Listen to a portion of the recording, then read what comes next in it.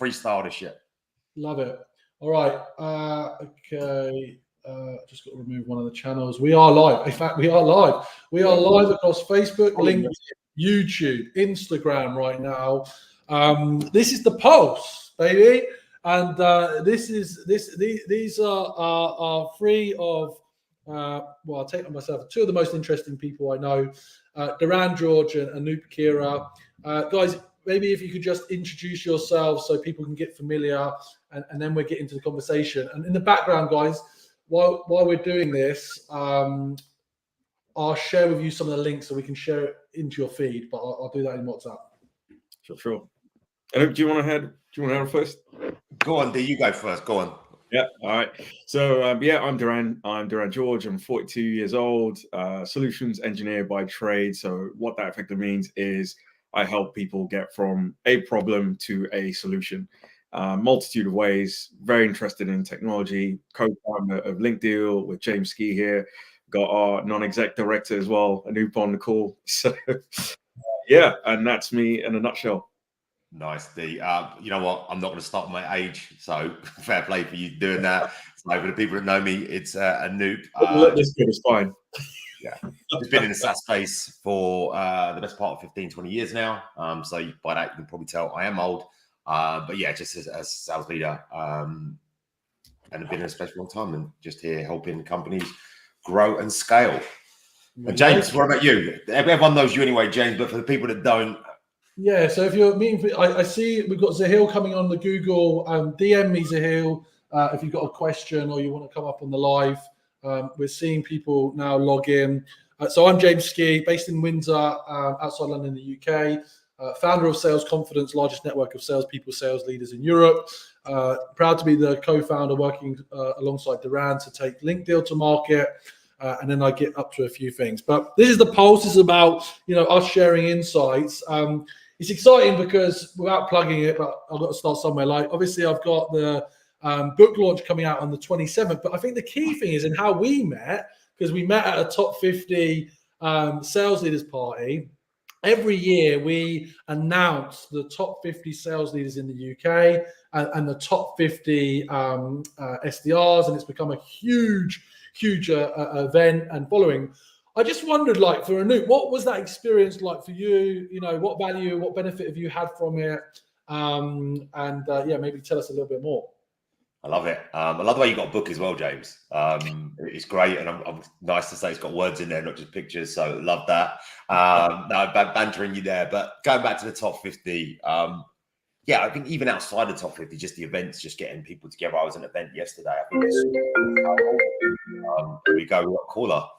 I should have taken that call because it was an investor that wants to invest in LinkDeal. But let's we'll tell them to come in on the comments. We'll get them in live and see what they want to invest, and let's get the term sheet out there. But no, going back to the just kind of events, I think they've been awesome for me.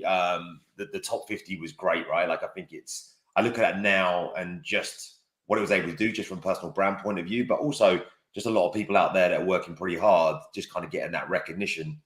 So awesome from that point of view, James. I think it's pretty cool that it's back, right? Like, when that announcement came out the other day, I was pretty gassed to see that that was coming back. I felt like there's a little bit of a buzz. I think some of the comments I've seen, people talking about it, people want to be on that list, right? And I think you mentioned earlier as well, didn't you, James? Like, who gets that list? So, like, in essence, the cool thing is, because we're so well established in this space, and obviously so many tech companies are being built in the UK and Europe, right? Looking for the top sales leader, looking for top performers. This list gets sent out to all the top VCs and PE partners. So these individuals, they are sitting at board level, making decisions on who they should hire to build the companies they've invested in. So, like, that type of recognition, people don't realize this. Like, in the early years, people are like, I used to get comments like, well, why are they on there? Or like, what's the point? And now people have realized literally is impacting people's careers, getting that visibility, that recognition publicly, because it's not common, who really knows who the top leaders are. So for us to kind of gather people and promote it, it goes far and wide. Like a lot of people will be following it. Yeah, nice. What do you think about D? Well, I mean, in my case, I've only really experienced one like real event, but it was quite an eye opener. I think to like James has said, to be able to get all of those people in one room, I mean that's a real big mission in itself. But I think it's been so good for the state of like the business and the industry to get people together and mingling and obviously like find out about what each other does. I think it's been really eye-opening. I'd love to attend more of those in time. And obviously, with Sales Confidence, like create more events, there'll definitely be a bit of a platform for LinkDeal to be presenting more in terms of how we can help those sales leaders as well as the salespeople. So yeah, it's been a really good experience on my side. Oh, by the way, I just thought of something, right? Like, James, this is one for you. I don't think you've done this. Like, should we not do this? Like, just thinking off the cuff now.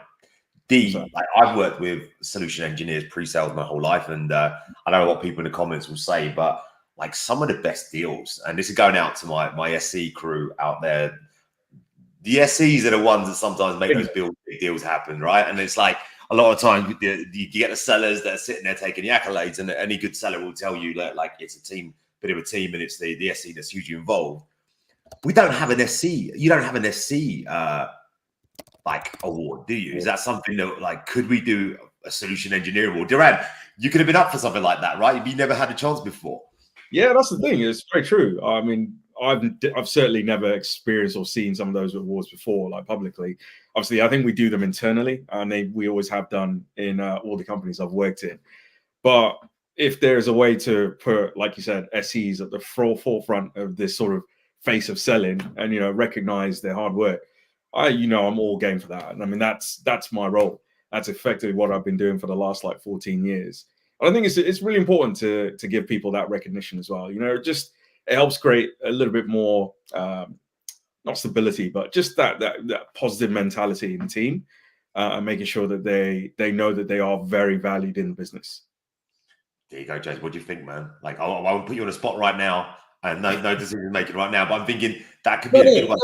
I mean, look, to be fair, like I completely agree, without being too, what's the word, cliche, like, team selling is a team sport, and the SE often are the brains, that communicate particularly with the technical experts on the other side. And I'm down for it. It's just not going to happen this year because there's only 4 weeks to go. But it's definitely one for the future. So yeah.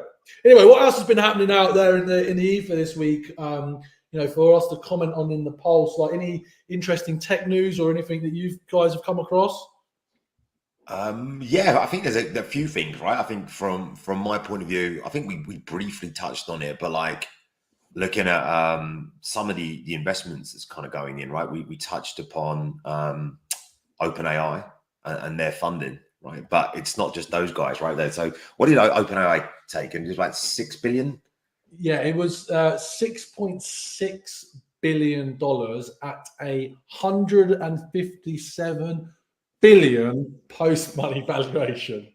Yeah, I would take one share in that business right now. It's going to be worth something, right? If it comes out the other end of that. Well, I can actually say I am a proud investor in OpenAI. So I got no idea what my return on that initial investment is. Obviously, I wasn't an early guy. It was a part of a syndicate, full disclosure, but I am in there. And like for me, it's a piece of history. Ultimately, I just don't think we can realize how impactful AI is going to be. And even though it's on my phone, I use OpenAI almost every day now for all sorts of things, like personal and professional. It's the future that's here now. But how? I think this is a good point. I'm going off on a tangent here, but it's like, okay, yes, we're in it. Yes, we're talking about it. Yes, we think we understand it. But actually, how are we changing our own productivity or the own success of our businesses using AI? I just got off the phone with an AI SDR company based in San Francisco. They've raised from Sequoia. They've raised from HubSpot. I'm not going to name check them yet because they're not paying me anything. But ultimately, I'm sitting there and I'm seeing their price point, £2,000 a month for automated AI, or, that can send out thousands of messages a day across email and LinkedIn, or I pay $2,000 a month for a human that I have to train that's going to sit at home that wants to play PlayStation, that is potentially, don't want to stereotype everyone, lazy. It's a problem. Why would you not go for the AI? I don't know. Wow. Okay. That's a view there. First of all, James, I love the fact that you've got some equity or some shares in OpenAI. Is it like being that Bitcoin guy that's got 0.01%, but like it's going to be worth something, right? 100%. That's me. Yeah, nice. Listen, something is better than nothing on that, but yeah, it's an interesting one. Like I don't know, I'm always gonna stick on the other side of it. I think people are people, and I generally feel like you're gonna need people out there. So just shout out to all my humans. I think we're always gonna need that element. But yeah, look, if there's parts of the processes that can be the workflows that can be streamlined, then that definitely, right? Like, why would you not do that? I mean, look, we said on the post that we're going to get into. I'm going to throw up some controversy because this is going to hurt, and it's hurting me right now. What if you aren't needed, Anup? Do you mean as an SDR? Seriously, what if human sellers are not needed? Interesting. Any questions out there on that, or any points of views? Anyone there? Feel free to add.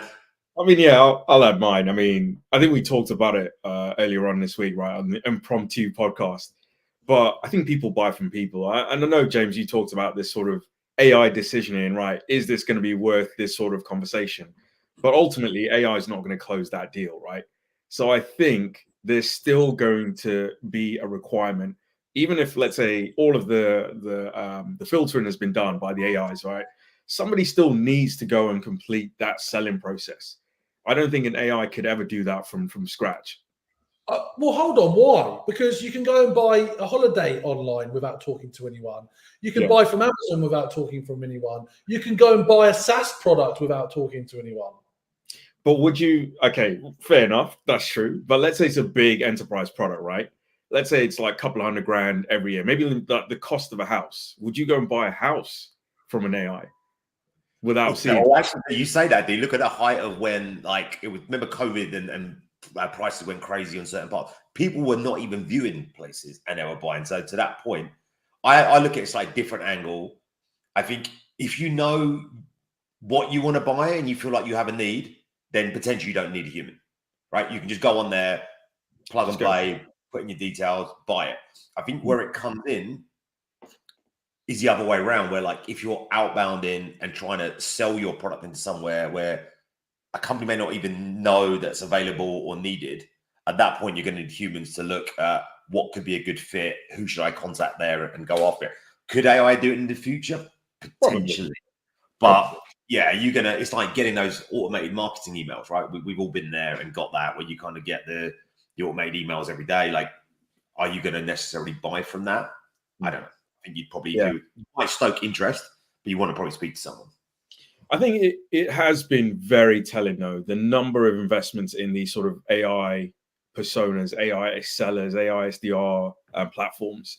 I mean, I think just in the last week, James forwards me a lot on LinkedIn. I think just in the last week, in doing my own research, I've seen 8 different investments in these sorts of platforms. We're talking anywhere to, from a few hundred K raised to multiple dozens of millions. It's actually really interesting to see what the landscape is going to look like over the next couple of years.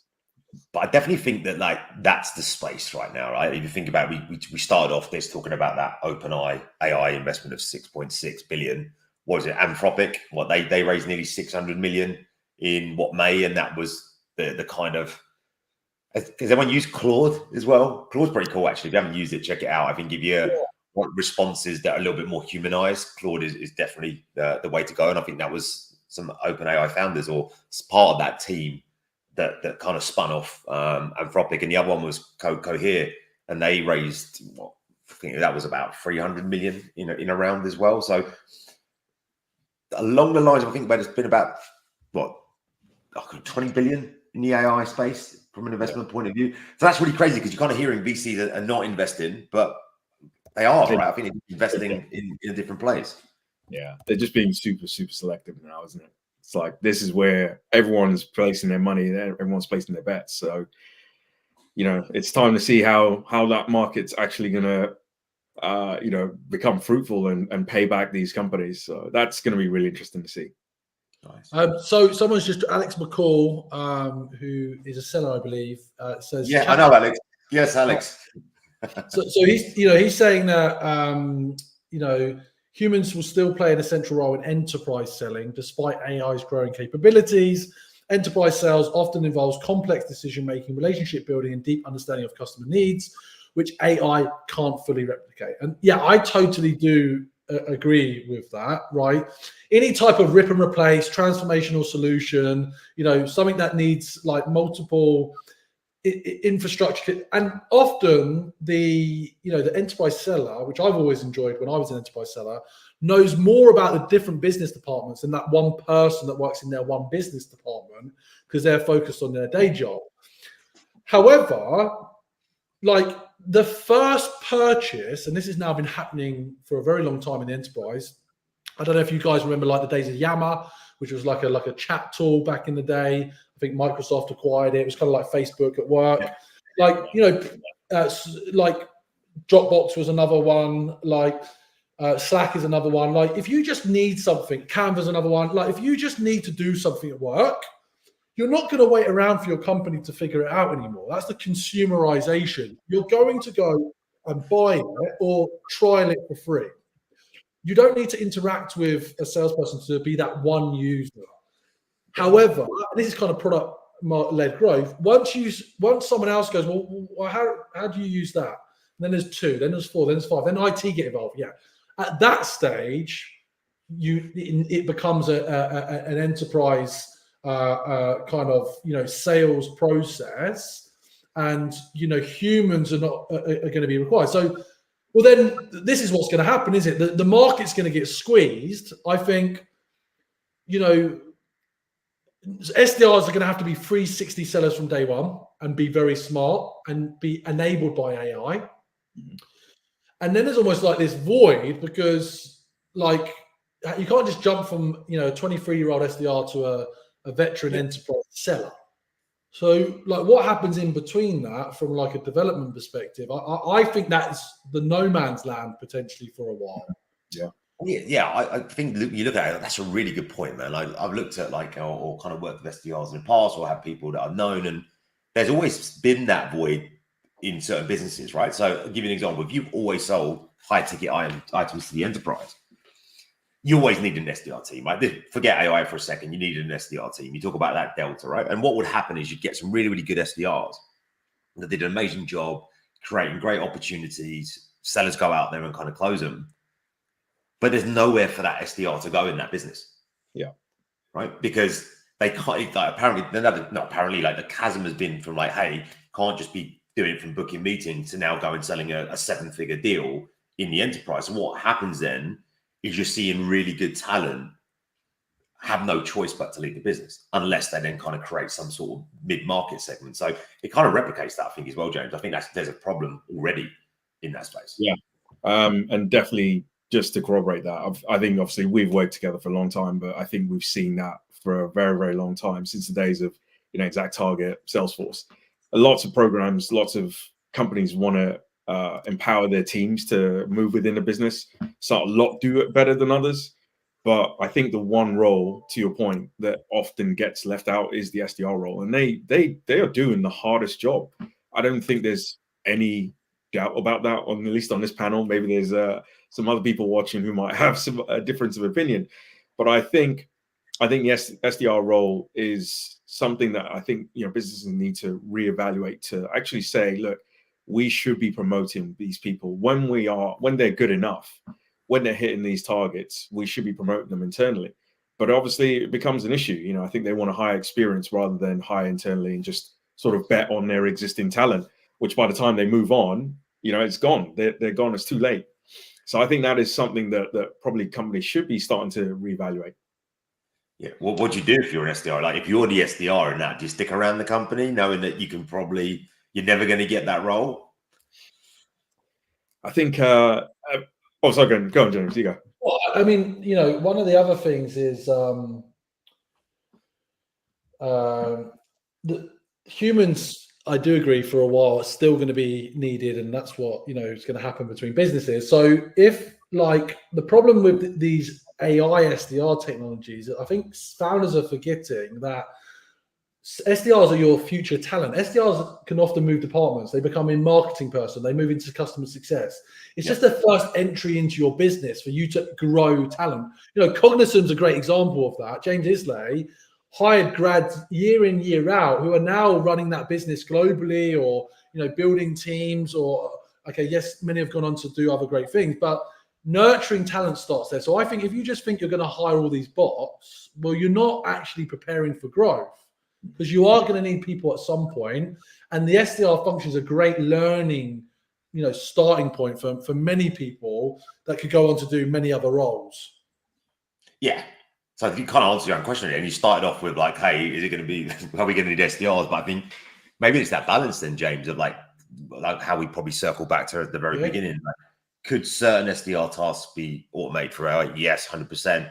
But if you want to keep talent in the business that ultimately you need to have in there, right? Because think about it this way, if I'm hiring, I think it's that blend of bringing in external talent, but then promoting internally. Because if I promote someone internally, guess what? They know the product, they know the ICP, they know the internal processes, the ramp time and the time taken for them to be successful is going to be less. Yeah. Right. So you think you wanted to keep that in there, but I've got another one to talk about if we're done on this one, right? So I was at a leaders dinner yesterday.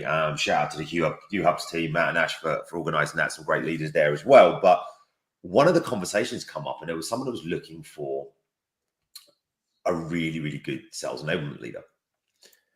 And what they were looking for was like an A player AE that wanted to transition, or that wanted to move into enablement.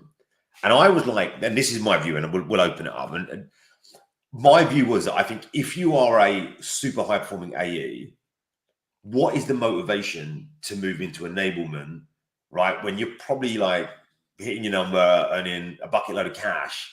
Like, I was like, you're looking for like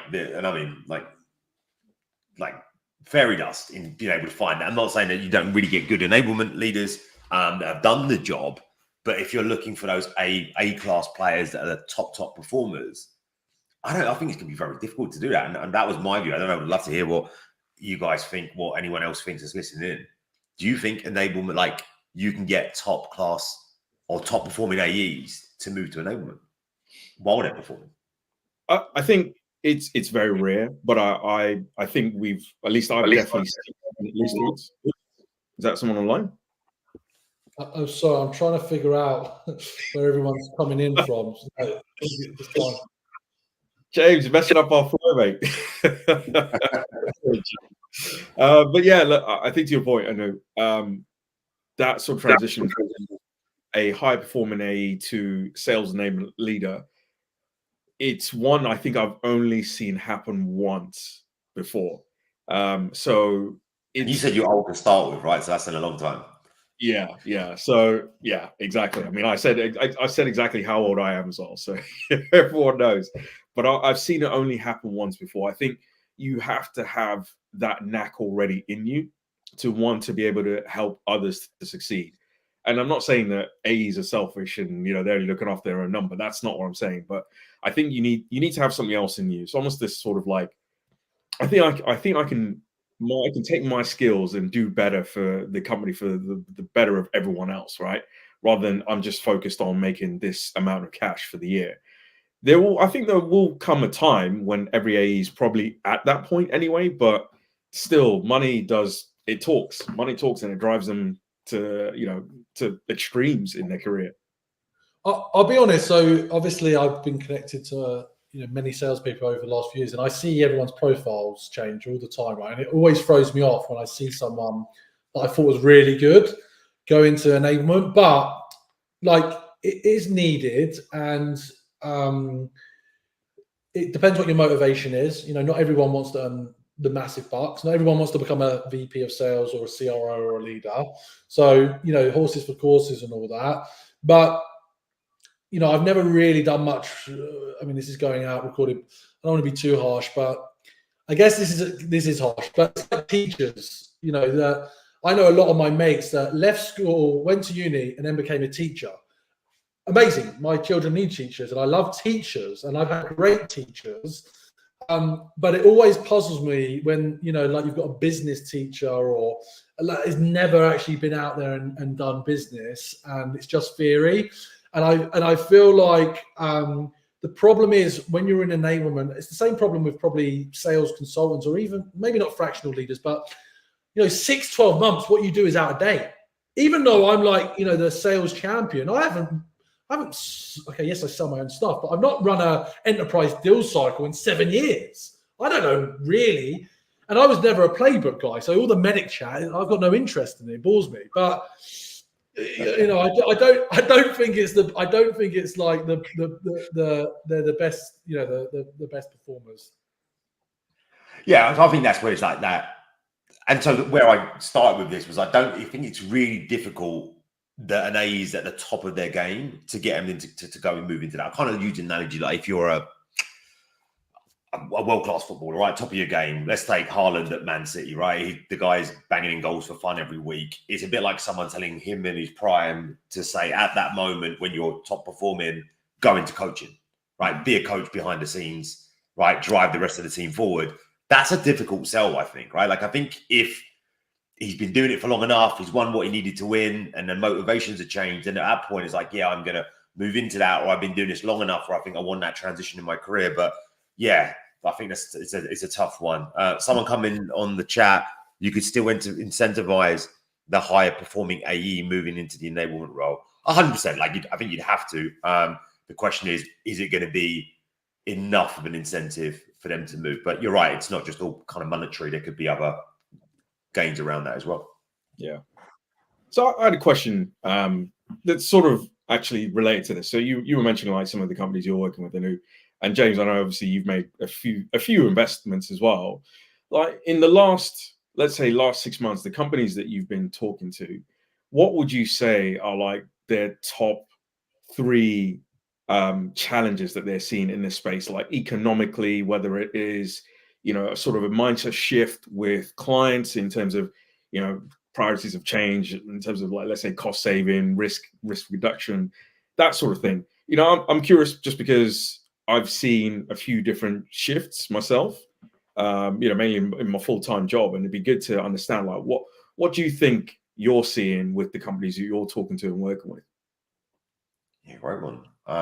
For me, one of the key ones is been a huge shift towards the existing install base. So whilst everyone's always like, yeah, we look after our customers and you kind of grow them and there's cross-sell and upsell targets. I think that now there's just the fact that, look, the economy means that buying much as, or like previously, maybe not, depends on what space you're in. So we're not seeing like loads of new logos being crushed as they once were by every company. Yeah. So they're protecting themselves, right? It's like, hey, I'm going to keep my install base safe. I'm going to stop like a competitive threat from someone else coming in there, as well as like, can I go and keep net dollar retention high, right? Can I go in there and add more value to those customers, get them signed in for longer, and maybe kind of ride this wave out a little bit, right? And I think we are coming to a point where the last couple of years have probably been rough for the majority of companies, but I feel kind of positive in what I'm seeing as well. Look, Tesla as well. Tesla went through it as well, right? They just like they just reported 8% up on their quarterly just the other day. So that's a good indication. You've got the other big ones. Was it IBM? And maybe it's some of the other large ones have got their earnings reports as well coming up in the next week, or Microsoft as well. Sorry, is the other one. That'll be a good indication, because if those companies continue to keep growing in times like this, then I think it's a good sign for everyone. But I think one of those, I would say, I won't give top 3 all now, let James come on, but I think it's focus on the existing customer base is what I'm saying. So I was on, stage at SaaS Stock and with a CRO. That focus on current customers, absolutely 100%. I think from an efficiency perspective, increasing profitability without a doubt, retention. However, if we're talking about early stage startups or growth startups or scale ups, they still need net new acquisition.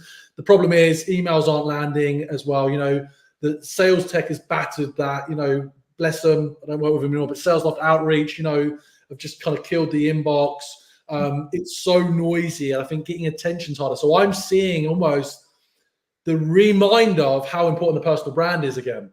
It's almost like these things go around in cycles. It's like you need to get your story out there. You need to be attractive, a character to draw people in, so you stand out against all the dross and the spam.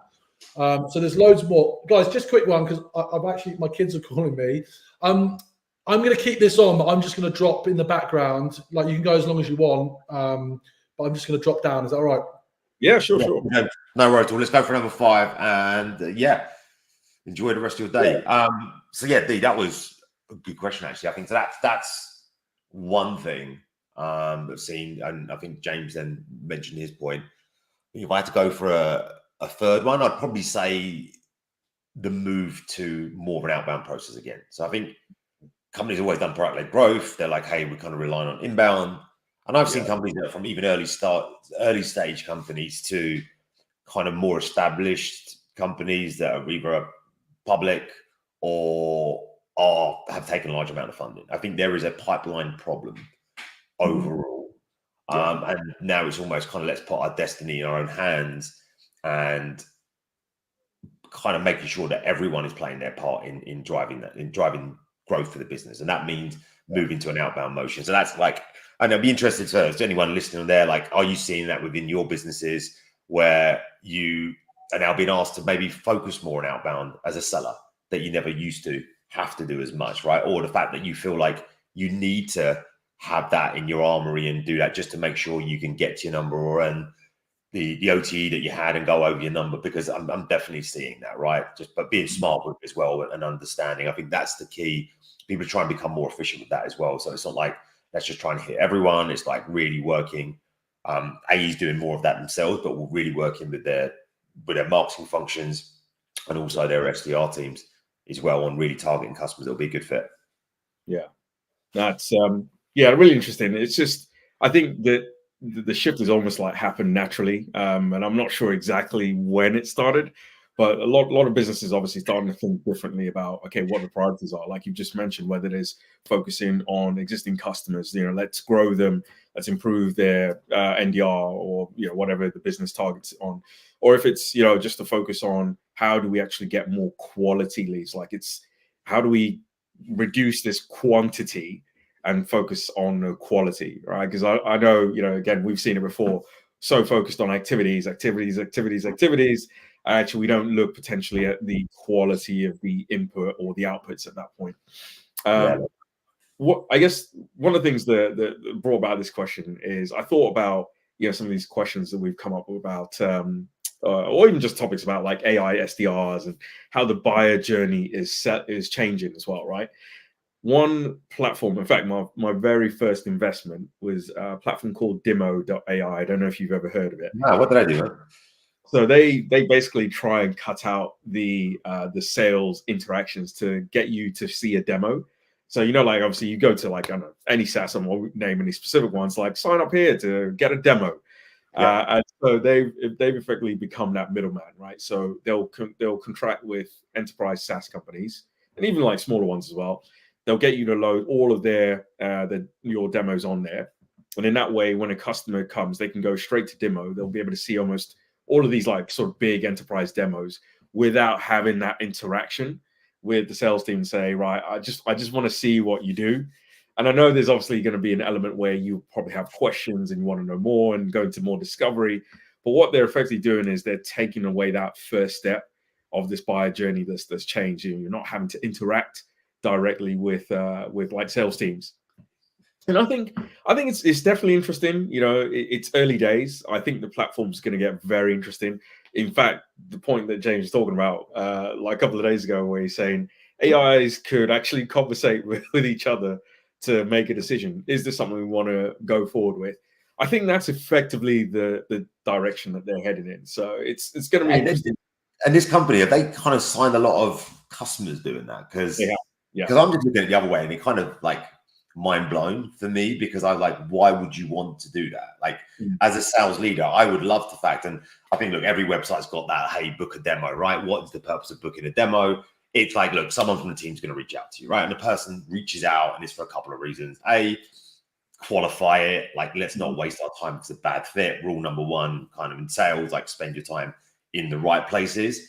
And the second one is like, hey, potential customers want two things really up front, right? I think for me, I kind of hear them say, like, what do they really want? Like, can I see the tool? How much does it cost? The moment you do both of those, they don't need you anymore, right? You're out, like, effect. So you have to kind of control that process. So when people like, hey, book a demo, normally it's a chance for you to qualify, kind of build a relationship and start asking key questions and uncovering pain and stuff. So that's super interesting that this company is actually coming in there and saying, like, we're going to remove that. Yeah. Right. So then, like, it's almost saying, like, well, unless you've got a really slick demo or a UI, right, that's going to sell it for you potentially, right? Not the output of what that tool could do. I think there's obviously a few things in it, and they do have case studies which are really interesting. So showing how with some of the companies that they work with, they've actually improved and increased the number of, actually warm leads ready to go into the process. But I think you mentioned about, like, sort of, let's not waste time, right? I think because the buyer journey is changing, that actually this becomes more of a fit for the 21st century type of service, where you're not having, let's say you've got an RFP out, right? We all know RFPs. I hate the bloody things because I used to have to complete them so bloody many times.